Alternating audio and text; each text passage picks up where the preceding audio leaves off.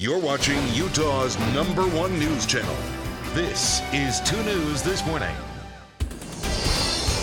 This is breaking news from 2 News. Good morning. At 7 o'clock, we continue to follow breaking news out of Salt Lake City, where police have found a stolen car with a child inside, and everything's okay. It was quite a scare, though. Jeremy Harris joins us live from the scene this morning. What do we know so far, Jeremy? Yeah, and Mary, as we're learning more details about this case, this is just an incredible story, really. It starts at about 4:56 this morning when a car was stolen and had a 7-year-old boy inside of it. Now, this is the scene here.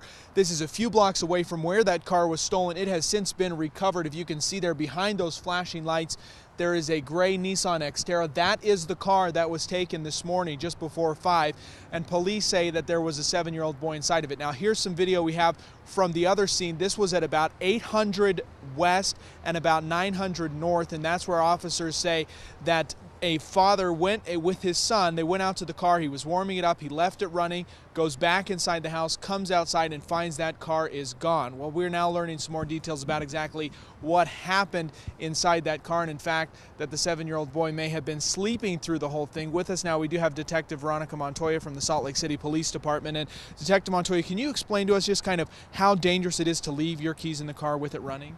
Well, we've been warning all month to not leave your car running and leave the keys inside, but the most important thing is not to leave your children inside of the vehicle. Again, I know it's probably just a few seconds, but that few seconds and the child's gone. Luckily, our officers started a grid search right away. They know the areas where stolen vehicles may be dumped, and that's how they came across this car. Before that, of course, they did an ATL to all agencies, so it's very important that we make sure that we're just staying in the vehicle till it warms up. Yeah, and along that note, Detective, we could sense just on the police radios that there was a big sense of urgency. What was the response like from your department to this call? Again, it was the response to search every street until we found that child. I believe it took about 40 minutes. Again, it's a big city, but luckily the child was found sleeping in the back of the vehicle and unharmed, so that's we're happy for that. So right now, child is back with the father. What's the process here with the dad? Is he being interviewed? Yeah, they'll talk to the father. I think the bigger process that we're doing right now is our crime lab techs just arrived. We're processing that vehicle. If we can get some DNA, fingerprints off of the vehicle. Again, it's a stolen vehicle felony, and a child was inside. Yeah. And suspect still at large, right? Yes, we do not have any suspect information. We did find the bag that was in the vehicle just west of this where we're standing right now, so they'll maybe take a look at that as well. Okay, Detective Montoya with Salt Lake City Police, thank you very much.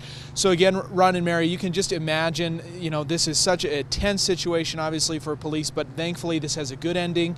The boy's in good condition, and now Salt Lake City Police have kind of turned their attention to finding the person that's responsible. But like the detective said, we have heard all month, especially from Salt Lake City Police, they tweet, in fact, almost every day the number of stolen cars that have been taken while running. They are very conscious about getting that message out to the public, but it seems like in this case somebody did not get that message, and it could have had very, very bad results. Back to you guys. That's right. Now, in a situation like this, it's likely that the thief did not know the child was in there.